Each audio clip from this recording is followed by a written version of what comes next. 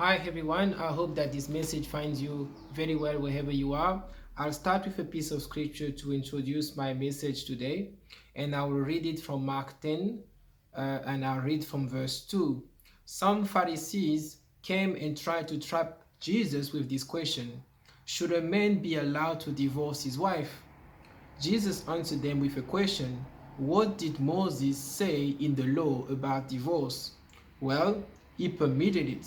They replied. He said a man can give his wife a written notice of divorce and send her away. But Jesus responded, he wrote this commandment only as a concession to your hard hearts. He wrote this commandment only as a concession to your hard hearts. I don't need to repeat that because God said that there is a problem, there is an issue in our hearts. It's so hard that he had to write down concession about how we can get away from situations that don't look like the heart of God.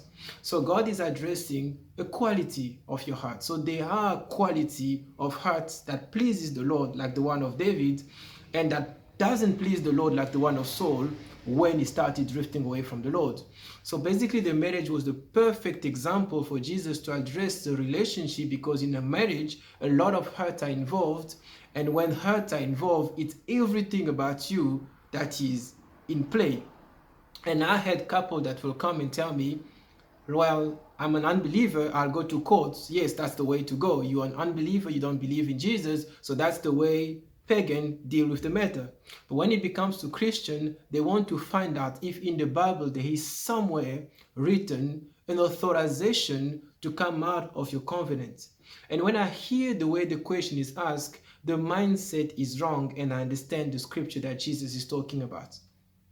The way God wanted us to live was not to find that line to justify why you're unbelievable, unforgiven, that you can't forgive people. You don't want to find that line where you don't have mercy on people. You don't want to find that line in the Bible that allows you to not help somebody. And that's where people are, because they don't have a new heart.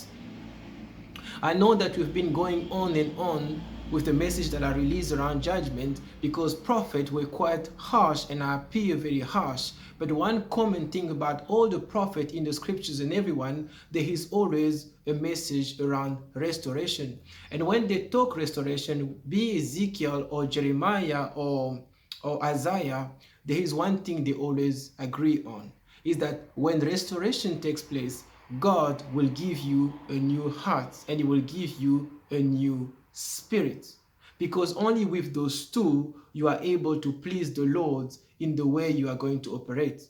Remember, we remember Lot, King David, because King Saul didn't take long to drift away from the Lord. But when Saul was anointed, the scriptures say, I think in 1 Samuel 10:9, they say that God gave him a new heart and he gave him a new spirit, and only then he was able to prophesy.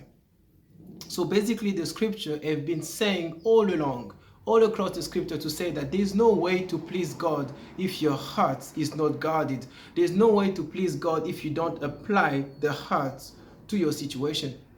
And I will pray that for you today. Read Psalm 51:10. There's this beautiful piece of scriptures that say, create in me a clean heart, O Lord, renew a loyal spirit within me. If there's ever a wish that I can have for you, for your marriage, for your relationship, is that you clean your heart and that you bring about that loyal spirit that you had from the beginning. I want a married man, when he's facing a situation, to come to me and to tell me, I've got a crisis in my marriage. I didn't read the Bible. I didn't go to court, but I forgave my wife because I knew and I sensed in my spirit that this is what the Lord wants me to do. I'm not that guy that reads the scriptures to remember everything that I read. All that I'm looking for in the Bible is to find the character of God.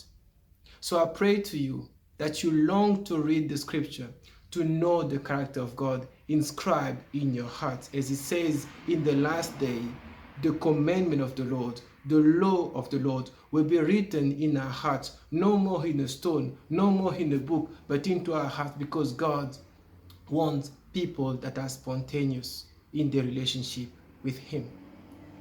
Elijah stopped the rain, but it came a time where he had to restore the rain, and he prayed God for a sign. And he was praying, he sent his servant 1 time, 2 times, on the 7th time only that he saw a sign that didn't look good enough because it was a small clouds, and from a small cloud you can't have rain. But because Elijah knew the relationship he had with his God, he will tell to King Ahab, a big rain is coming. If you don't leave right now, it's gonna stop you. I pray that God gives you a sign in this season, to see to him for a sign, to pray to him that the sign that he showed you may give you the ability to receive from him a new heart and a new spirit, and everything that you will see in your life will be revived. Well, I pray for rain of blessings too. If Elijah prayed, it's because rain was a blessing in that time. But in the time of Noah, rain was for destruction. Every time I have a message, I want you to make a choice and a decision. If you have the heart of God, when the rain of destruction comes, you will be in the boat like Noah and protected. If you have the heart of God in the sign of Elijah, when the rain of blessing are gonna pour, your house will be filled with plenty. May the Lord bless you and allow you to make a good decision to change your hearts. May the Lord lead you to be a good father, a good mother in the season of your marriage right now, to apply your heart, not the law of man.